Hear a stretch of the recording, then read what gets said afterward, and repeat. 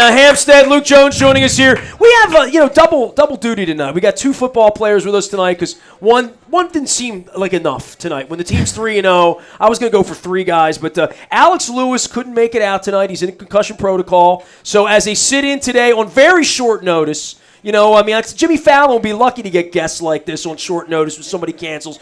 How you guys doing? Thanks. Luke, do you want to do the Chris Carter jokes? Or? Well, I was going to say, everyone who just applauded, you just applauded a former Steeler, a former Bengal, and a former Indianapolis Colt. I mean, all we need is the Redskin. Together, though, I figured my life out, came onto the right side, so I'm a Raven now. Well, there it is. So, starting all this off, because, for me, a lot of this is sort of getting to know you. Ryan Jensen's here one at a time. And Ryan was sitting down with a delicious cheeseburger and a crab cake here at Green Mountain. I did not want to distract. He's got a game of the play this week. So I did the research on you, and I didn't realize the first time I talked to you that how well you know Mike Tomlin, how well you know Marvin Lewis, and how well you know Chuck Pagano, who are three of my, favorite dudes on earth. Now, they at one point were your favorites, but they cut you, all of them, right? So they can't all be your favorites, but you really have, of all the organizations, you're a unique cat in having played in the for all these teams. Trust me. Well, you guys did win, so. Oh, hey, whatever it takes to win, whatever it takes.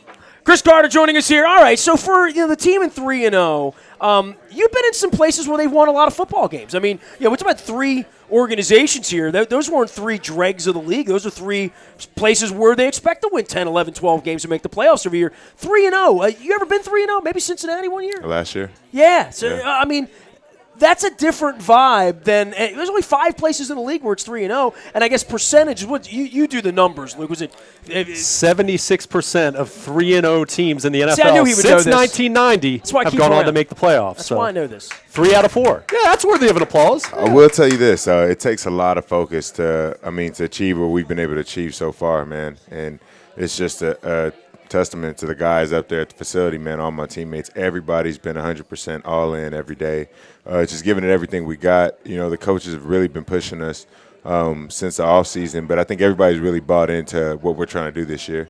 So you're lucky you're not like a regular guy like me. So I spent a night in Jacksonville. We're 3-0. Luke and I do radio all night, from Jacksonville for the Monday morning show. And I get on a plane. I got up at 4:30 in the morning. I went to bed after midnight. Get up, drive to the airport, get rid of the car, fly, get home. I land, and now I'm back in Baltimore, right? Home of the 3-0, undefeated. The Orioles are, in playoff position to be playing next week, even though they're losing as an Uber. And again, I'm wearing my Raven hat. He's like, Ravens, they stink. And I'm thinking to myself, You must be from Pittsburgh. For some people. For me, Lights are on. You've been in a lot of places where they hate the Ravens, and you've been in, his culture of carrying my wife for a better part. I know the facility they have there. I know the championships they've won there. Cincinnati be the only place they haven't won a championship, and Marvin completely has changed everything about that. For people, talk about not appreciating. Everybody wants to fire Marvin Lewis, doesn't remember what was there before Marvin was there. And Marvin definitely works with just an interesting group of guys, and makes it work out for the best. I think in that city, man, he's got dynamic players with all different kinds of personalities, man, and I think only Marvin some can really harder do to manage than others, as we've seen. It is what it is. You've locked her with those cats. Yeah, absolutely. But at the end of the day, I think nobody could do what Marvin's done over there and really just get those guys to play, the way they've been playing. Why are we 3-0 right now? You've been in this for a year. And you have great information because you've been in all these organizations to see how it's all done. To come here and see this team be 3-0 at this point and show the kind of resiliency, I think it really starts with number 5 and having him back. I don't think there's any doubt that when you're in a game and it's late, and all due respect to Tucker, but Tucker can't kick it unless we get it to where he can kick it.